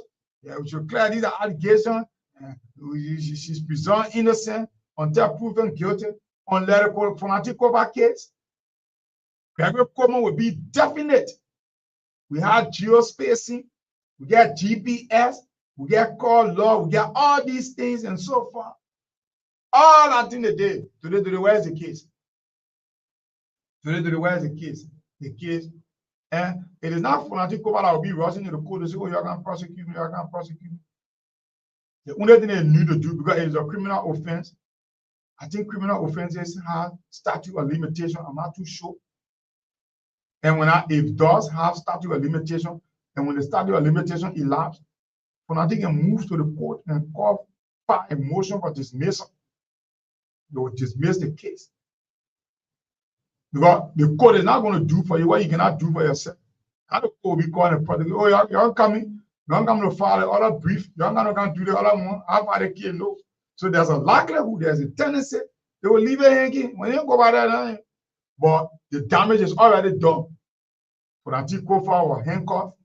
Fonatikova was placed behind bar at the Memorial Central Prison 2 nights. That will be record. It will be there. And because we are one people, you got a job to do. The other person got a job to do. But we must do their jobs. Both jobs must be done with fairness and transparency. Because at the end of the day, the one common denominator we got at bureau. You may not be Gio, I may not be Gio, I may not be Basel, you may not be Basel, we may not be for the same trial, but we are for one trial. And that trial is what? Is the human trial. So when we do this kind of thing, we got to be careful. So we look up to the investigation. We'll be following the case very closely. For us, we are not here to support wrongdoing. If the government has evidence, strong evidence that will establish and substantiate their claims that indeed, with all the charges against the madam, that indeed, yes, she was involved in the trafficking and all those things they said it is true, the madam will face the full weight of the law. I stand with the law. I stand on the law. But the woman who know, we know, putting all your political sentiment, everything aside, the Geedahgar Taylor you have known from the Child Taylor days to up to present, and most people are shocked. Eh? If you open the phone line, we basically say, oh, we're taking calls, and maybe that's what we'll do tomorrow. Because most times, so I can be really excited about taking calls, and I don't want to talk, because more people can be listening than the police will call. Even if people start calling about 10, 15, 20% call, you got more people that are listening than that 10, 20, 15 people that will call. So apparently tomorrow for the weekend edition, I will just open the phone. Well, forget about legal thing, forget about the charges, forget about whether she was vice president on a Joseph on a George Weah, forget about everything. I say, since you've been living, the Geedahgar Taylor you know, to today, do you believe that she can be involved? And will not be just saying drugs based upon the charges. Violation of the Controlled Drugs and Substance Act of 2023, section 14.83, unlicensed importation of controlled drugs and substances.